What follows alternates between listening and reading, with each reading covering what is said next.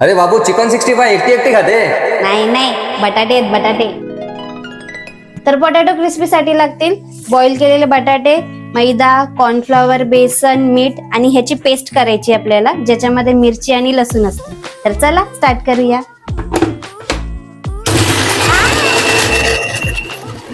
Paste आपली ready झाली, पुढची प्रोसेस स्टार्ट करूया. हे चारही वस्तू आपण जे काढले ते मिक्स करूया. पेस्ट पण यातच टाकूया. आता ह्याला चांगल्यापैकी मिक्स करून घेऊया.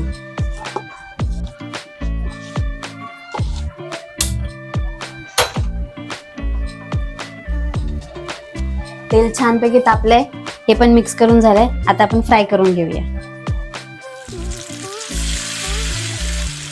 फ्राय करताना थोडं थोडंच टाका, ते सगळं चिटकतं, जास्त रिस्क घेऊ नका.